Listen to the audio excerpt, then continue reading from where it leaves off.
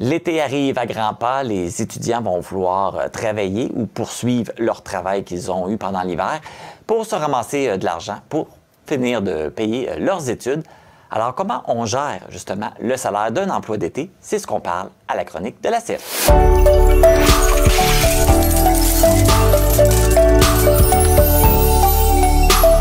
Je retrouve avec plaisir Hélène Guilbeault, qui est la directrice de la CEF de la péninsule. Bonjour Hélène! Bonjour!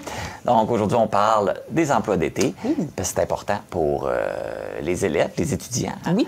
On a été étudiants nous aussi, on sait c'est quoi, on arrive à l'été, là. on a besoin de se ramasser de l'argent pour la prochaine année scolaire. Fait qu'il faut quand même faire attention parce que l'été, c'est quand même 2 à 3 mois. Fait que on n'a pas beaucoup de temps pour ramasser d'argent.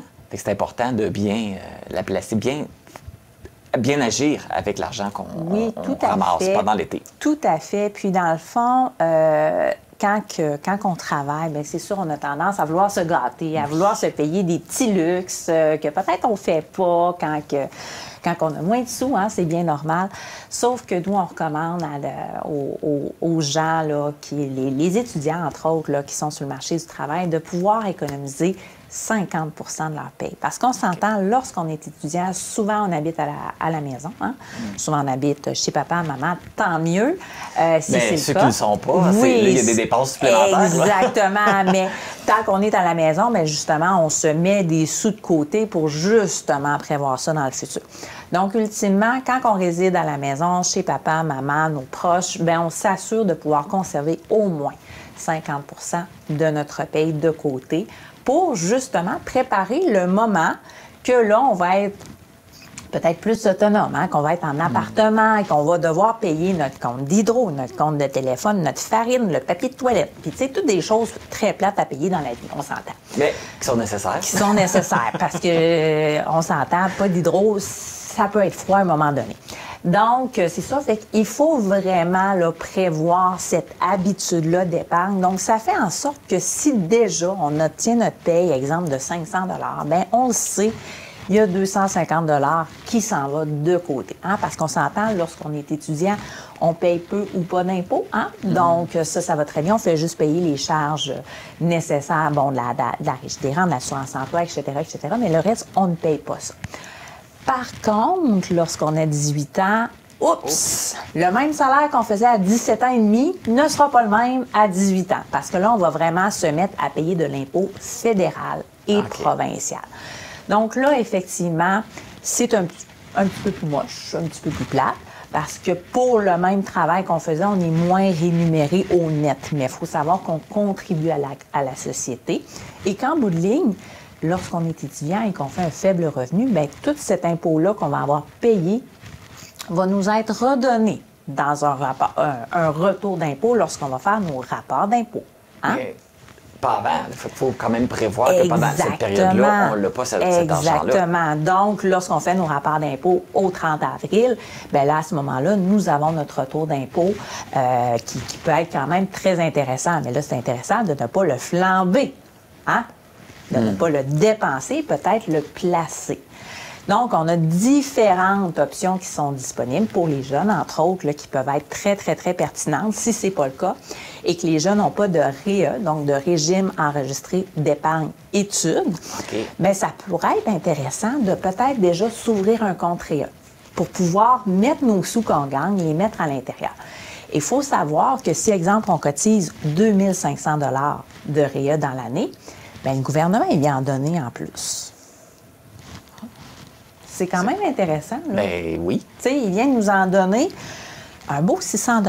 Hein? Fait que tu te dis, mon Dieu, je suis crachetée sur 600 $, moi? Peut-être pas. Hein? Je pense qu'il n'y a personne qui cracherait dessus. Non, exactement. Donc, ça peut être super pertinent pour les jeunes qui commencent à travailler, qui n'ont pas de REA, de s'ouvrir un compte REA pour aller chercher rapidement ces sous-là, qui sont gratuits, là, on se rappelle. Là, c'est le gouvernement qui offre tout ça, là, ces beaux petits sous-là. Et le REA, ça s'adresse pour les jeunes jusqu'à quel âge? Jusqu'à 18 ans. 18 ans, oui, OK. Mais exactement. Après 18 Donc, ans, on n'a plus le droit à ça. On peut se souscrire jusqu'à 18 ans. Donc, si on commence à travailler à 15 ans, 16 ans, bien, on peut quand même déjà cotiser 5 000 $ puis obtenir 1 200, tu sais, je veux dire. C'est quand même intéressant, là. C'est pour ceux qui ont 18 ans et plus, on a dit, bon, c'est important de peut-être garder la moitié de votre salaire de Oui, côté. ben oui. Mais est-ce que c'est trop tôt, comme à 18 ans, de peut-être commencer à mettre de l'argent de côté dans un CELI, dans un REER, justement, pour se mettre de l'argent? Ben, peut-être pas le REER, parce qu'on peut pas le retirer, mais comme un c'est CELI. ça. Peut-être avoir des intérêts, aller chercher un Ben montant de oui, plus, puis de tout le à placer, fait. qu'il soit en sécurité, pas juste notre portefeuille, puis qu'il rapporte rien. Exactement, exactement. Ça peut être très intéressant d'aller vers un CELI. Il y a aussi une nouvelle stratégie qui existe, ça s'appelle le CELI App. Donc ça, c'est pour accéder à la propriété. Donc ça nous permet quand même de placer 8 000 $ par année dans un CELI qui va être à l'abri de l'impôt, qui va être à l'abri de tout ça et qui peut permettre quand même de fluctuer selon les marchés boursiers et qu'on va pouvoir retirer là, par la suite pour faire l'acquisition d'une propriété sans impact. Donc, ça peut être extrêmement pertinent d'aller faire ça. Et si, exemple, finalement, on n'achète pas de propriété, bien, c'est pas grave, on transfère ça en REER. Aussi simple que ça se fait systématiquement. Donc, c'est vraiment un produit super intéressant qu'on pourrait aller chercher lorsqu'on débute un emploi, qu'on a 18 ans. Donc, ça prend absolument 18 ans pour avoir la possibilité de cotiser dans tout ça. Mais ça peut être extrêmement intéressant. Donc, pour quelqu'un qui veut éventuellement s'acheter une propriété, bien, on économise 8 000 $ par année. Bien, après 3 ans, tu as 24 000. C'est quand même une belle mise de fonds là, pour une propriété. Oui, oui. Puis on n'a pas nécessairement pas 18 ans qu'on est prêt à acheter une propriété. Puis quand on va être prêt, on va déjà avoir un beau fonds, pour si on est l'utiliser. prêt à 30 ans ou quoi que ce soit, bien, il est déjà là, puis les sous ont travaillé, vont faire l'intérêt de leur côté. Donc, les sous qu'on a cumulés à 18 ans, bien, ils vont peut-être valoir en réalité les 24 000, bien, ça va peut-être en valoir 28 là, lorsqu'on va le retirer. Là. Fait que ça peut être super pertinent. Est-ce que pour le CELI App, c'est la même chose que pour le CELI? Est-ce qu'on peut retirer un montant pour un autre projet? Parce qu'on sait que pour les études, des fois, ça coûte cher. Non. On rentre à l'université, on pourrait-tu en retirer pour payer des frais? Non, malheureusement, OK. c'est vraiment lié à la propriété. Et si on ne le prend pas pour la propriété, bien, on peut le rouler en REER à ce moment-là. Donc, ça peut être... Ça peut être une bonne solution peut-être d'en avoir deux, avoir un CELI puis un CELI App. Exactement. On prépare l'avenir, Ben mais oui. on s'en garde un petit peu pour le présent, pour les besoins. Tout à fait. Ça peut être extrêmement pertinent. Puis, il faut voir, il y a différentes stratégies de placement là, qui sont à voir. C'est tout dépendant de la personne. Il y en a qui vont être plus un profil risqué, d'autres un profil un peu plus modéré. Ça, c'est vraiment l'institution financière qu'on va pouvoir répondre à ces questions-là sur notre horizon de placement. Donc, on peut aller vers des certificats de placement garantis autant que sur des fonds négociés en bourse. Donc, vous voyez, c'est extrêmement différent. C'est un véhicule de placement, tout simplement, dans lequel on va aller placer nos sous là, pour les rentabiliser, ultimement. Là, on parle beaucoup des emplois d'été, les étudiants qui travaillent pendant l'été, mais il y a aussi ceux qui gardent leur emploi à l'année longue, donc qui travaillent des fois les soirs, les fins de semaine. On garde le même principe. On garde le même principe. On C'est se sûr, garde un lorsqu'on... pourcentage qu'on peut se mettre de côté. Idéalement, c'est sûr et certain, si on vit en appartement, bien là, c'est une autre histoire parce que là, peut-être notre salaire de base nous permet de payer justement notre loyer ou etc., etc.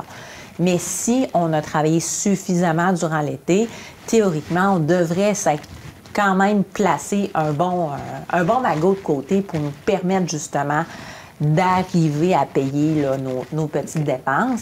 Mais le but reste la planification et de ne pas dépenser tout ce qu'on a devant soi.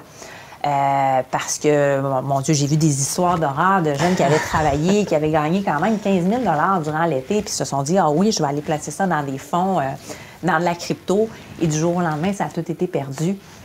Faire attention à les placements qu'on choisit. Exactement, parce que c'est de l'argent que c'est dur à gagner, on ne se le cachera pas, là, à les taux de salaire minimum qu'on a présentement. Bien, tu sais, ça peut être long, là, à ramasser les sous, là, pour...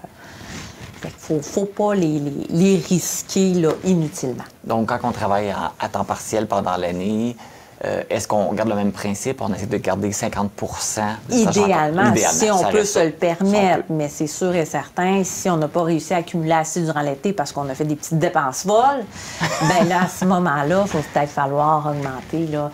Mais ultimement, on essaie toujours de conserver le 50 qu'on se garde de côté et le 50 qu'on utilise. Et si les jeunes ont des questions, les étudiants ont des questions, peuvent contacter. Absolument, peuvent ça va nous contacter la faire CEF. plaisir. Donc, par téléphone au 1-866-566-7645, sinon sur notre site internet acfpeninsule.ca, notre page Facebook aussi, ACF Péninsule. Merci beaucoup, Hélène. Merci. Bon, on va souhaiter un bel été aux étudiants Ben qui oui, nous écoutent. ben et oui, puis, un très bel été. bien. Travaillez bien, travaillez fort, mais gardez ça Là, c'est- 50 Le message est passé. Merci. Merci.